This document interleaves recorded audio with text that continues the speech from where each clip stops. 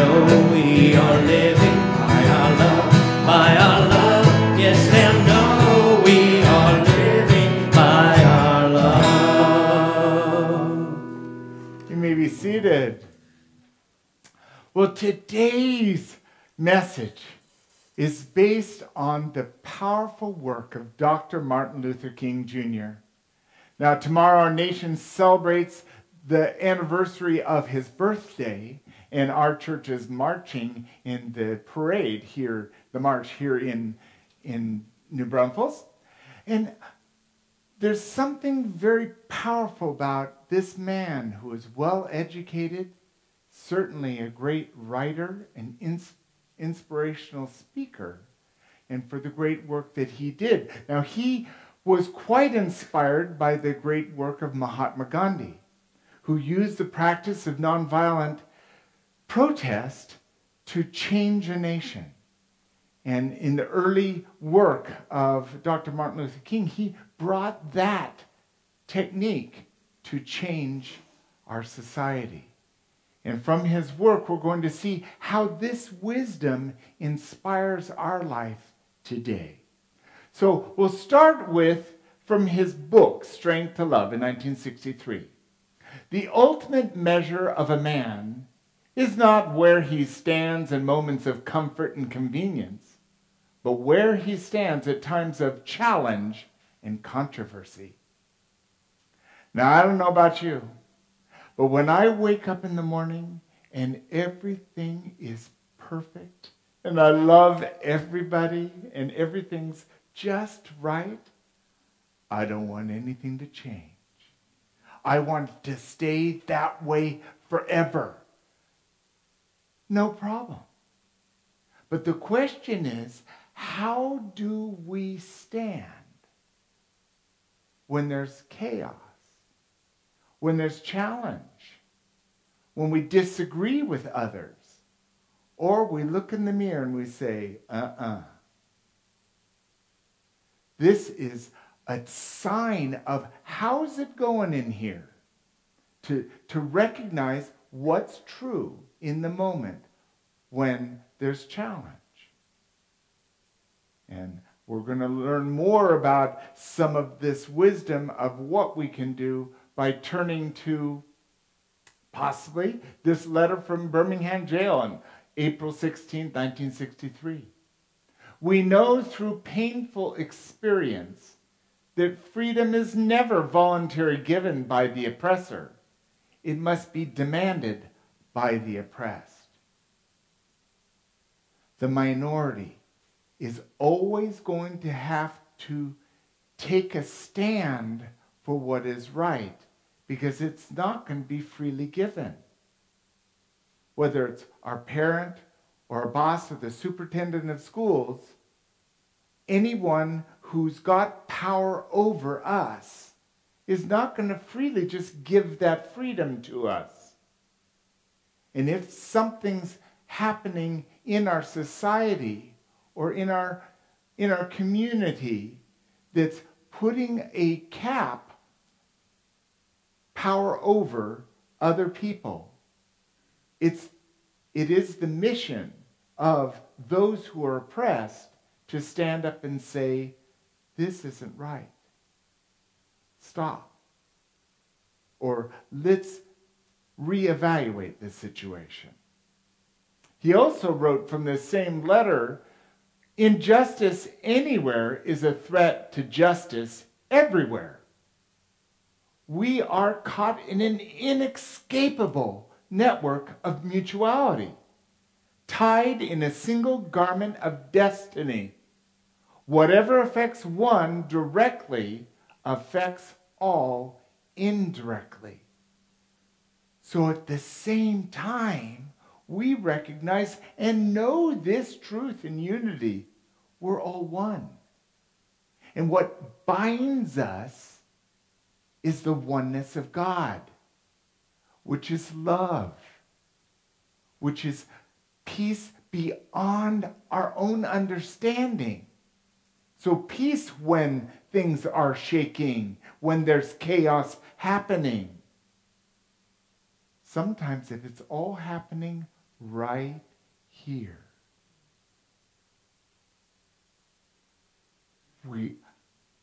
One of our greatest gifts is that we are bonded together in one. And we know this in unity. It's also where our greatest work is. Because it's in this oneness where we're going to have to, I don't know if I agree with them. But what happens to one affects all. We're not free until we're all free. If there's anyone held in bondage, we're not free. And it's going to be that minority that will have to bring voice to that injustice. Because we won't often even be aware of it. From his speech, he says, love is the only force capable of transforming an enemy into a friend. This is so powerful. Because I know in my own life, the people who I identified as enemies have consistently been the people who have given me the most food for hope, for knowing myself more deeply, and often that person I identified as a friend, as an enemy, is now a friend. Or at least someone I look to as a mentor, or someone who's given me a standard for me to know myself better. And love, unconditional love, is going to be that carrier. It's going to be that energy that transforms a relationship. If I stand there and I'm telling you, I hate you, I hate you, I hate you, I hate you, I hate you, chances of there being any shift in that relationship in the positive is not going to move anywhere. But if I can stand and go, I love that you're alive. I love that you're always reminding me of a deeper truth in me. I love that you're willing to stand in your moment is allowing me to stand in mine. How are we connected? How is what I'm reacting to something I've done myself? Therein lies a new way of looking at it. Also from his speech, we must develop and maintain the capacity to forgive. He who is devoid of the power to forgive is devoid of the power to love. There is some good in the worst of us and some evil in the best of us. When we discover this, we're less prone to hate our enemies. None of us is perfect. And all of us are perfect. And it's in our perfection that we learn to forgive. For when we claim that they're the problem out there, we're holding unforgiveness. And that unforgiveness I will carry around until I forgive. And that unforgiveness is only hurting me, no one else. So why should I hold unforgiveness? Then forgive. Now that doesn't mean forget or accept or to judge that was right behavior. It's letting go of my need to hold on the wrong for the right. The right to be free, free of the burden. And it allows a space for me to love.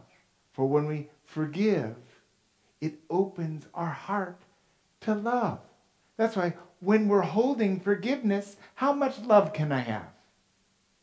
My heart is blocked.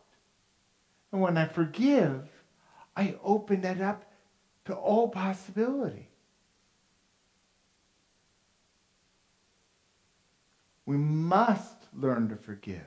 And the master teacher Jesus, when the disciples went in and said, well, how many times do we forgive? And he said, 70 times 7. That means we don't forgive today, and that's the last time we're going to forgive. We're going to forgive and forgive and forgive and forgive and forgive and forgive over and over and over again. And each time we do, we're letting go of the shackles that bond us in slavery to our unforgiveness and open us up to the freedom and the power of our love. Very powerful words. From his book, Darkness Cannot Drive Out Darkness. Only light can do that.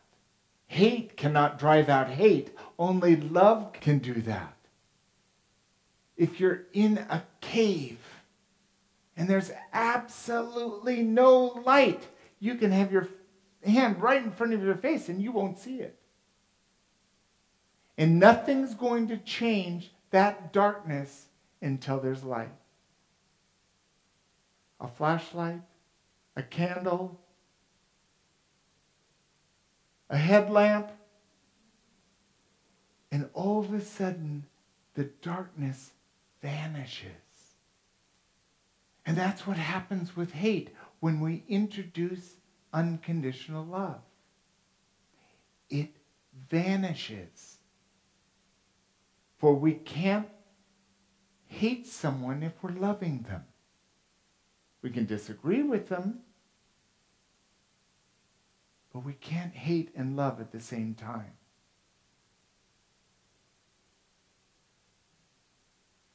When he accepted his Nobel Peace Prize in 1964 in Oslo, Norway, he said this: I believe that the unarmed truth and the unconditional love will have the final word in reality. This is why right, temporarily defeated, is stronger than evil triumphant. Wow. It is our unconditional love. It's our willingness to set down the arms, the ammunition, the barbed words, the machete, the grenade, and have an impact beyond what we used to do. We used to do. And that ability is stronger than even something that appears unchanging, a triumphant evil. And we know examples of this. You can go to any history book. Human beings do this. It's one of our skills. But if we collectively bring our unconditional love and truth that bears no arms, we can have an effect that's so deep in our lives and our community, our nation and the world, and we don't even know what it looks like yet, but it's possible. From a commencement speech in 1965 at Oberlin College, he says, "The time is always right to do what is right." Have you ever noticed that in life, the right time is always right? And right now is always the right time. Preparing for the possibility of maybe when doesn't get you there. In fact, I would say that if parents waited until they were fully ready in every way before they had children, the human species would not be on the planet. We must step into doing what's right, not because we're prepared and ready, but because we're willing. Because there's a calling in us that says, this is right. This is my next step. This is mine to do. Very powerful words. This is written in 1965, but I can see how it applies in my life right now. Yes?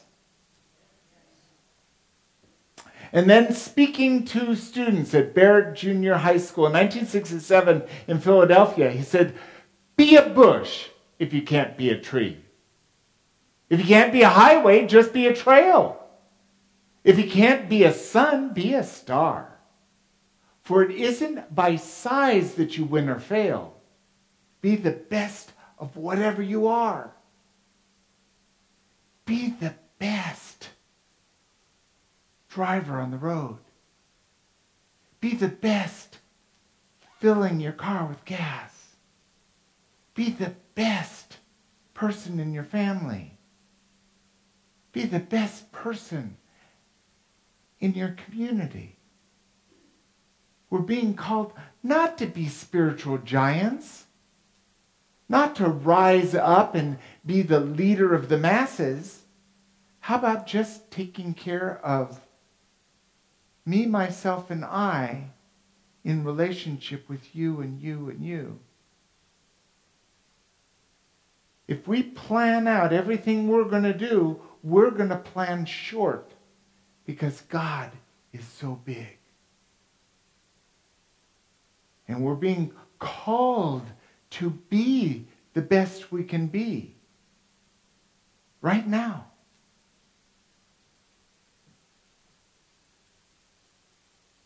And from this speech, facing the challenge of a new age, in December of 1956 at the first annual Institute on Nonviolence and Social Change, this is so emotional to me because it's a calling. It's a calling I've stepped into in my life. We have before us the glorious opportunity to inject a new dimension of love into the veins of our civilization. We are stepping into the shoes of ourselves, and together we affect what happens in our lives and around us. This community actively is changing lives. Twice a month, members of our community serve veterans who are dealing with post-traumatic stress syndrome and healing and having an impact. They have helped 8,000 veterans right from our door. 5-6 times a year, we host families for a week here who don't have a home, who are trying to get their life back in order. We feed them. We give them a place. And lives change. And not just the lives of the family, but our lives for serving. The time has come in this new dimension of love to stop waiting for them to come to us. It works okay. But it's much more powerful if we go out and serve where service is needed. Whatever's being called in us. I'm not asking you to do anything you don't want to do. But if you have a yearning to serve, do that. If you have a yearning to bake bread, then bake bread for a bunch of people. There's so much we can do in simple and easy ways. But if we're doing it with this unconditional love and with this forgiveness, saying yes to God, there's nothing to stand in the way, because God will pave the way and our civilization will change. We've seen it in history, and now is the time for us to carry the flag of love, to carry the flag of forgiveness, and to arm ourselves together. Because I wonder what we can do if we do things together for what's right. So let's take that question into our heart as we take this time now in meditation. First with some music.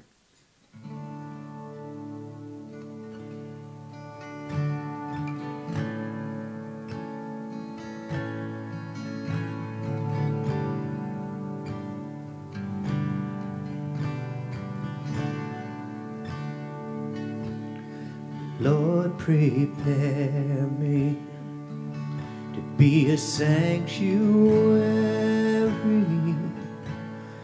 pure and holy, tried and true, with thanksgiving. I'll be a living sanctuary for you. Lord, teach our children to stop the fighting, start uniting, live as one.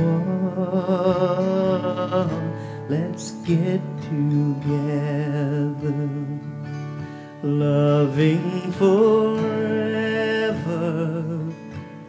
a sanctuary for you. It is in meditation that we enter the sanctuary of our heart, aligning with wisdom, love, and the unexplainable mystery of God's presence.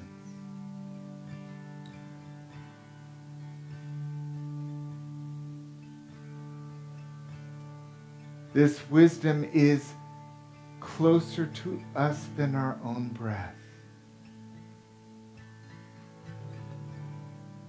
Always available for us to turn to with question.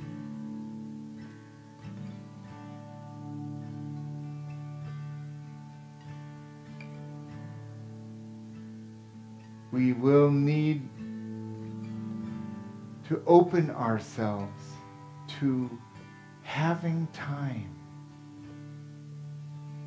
in communion with our center.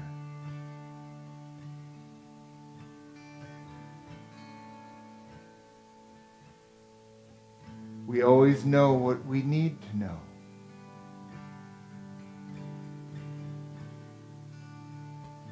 And the sanctuary invites us into peace.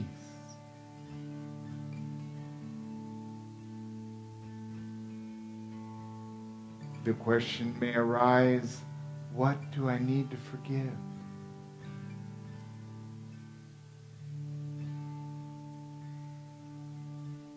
What is my being called to do?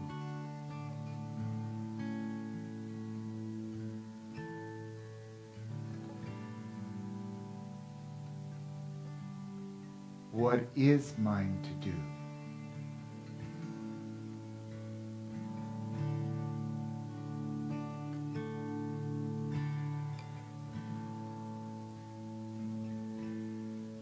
we breathe into the moment, there's nothing we need do except be and allow and open. This is another way to describe what love is within us. Open. Freedom. No expectation. No assumption. Free. Free at last.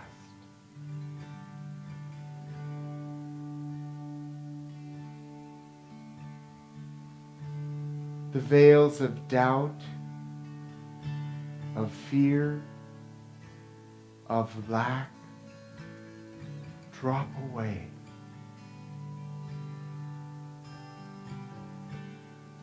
For now we begin just as we are.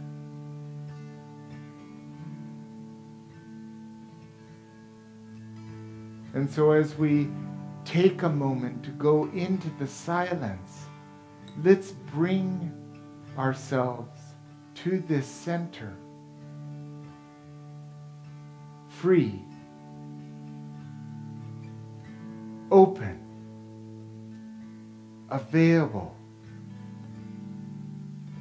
and at peace. Now in the silence.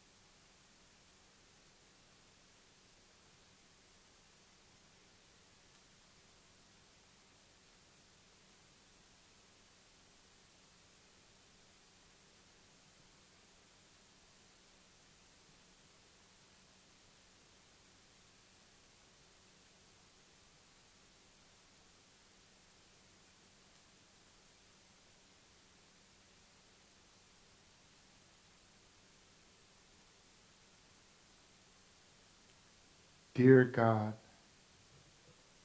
we're so grateful for our ever-increasing awareness of you, just as we are. And as we stir and come back into this room, we bring with us any inspiration, the peace, and the love that we receive from this sacred center. Let's wiggle our hands and our feet, and when we're ready, we open our eyes. And collectively, we'll affirm this statement. I claim my power and authority to forgive and to love freely. And so it is, and so we let it be. Lead your faith, step back.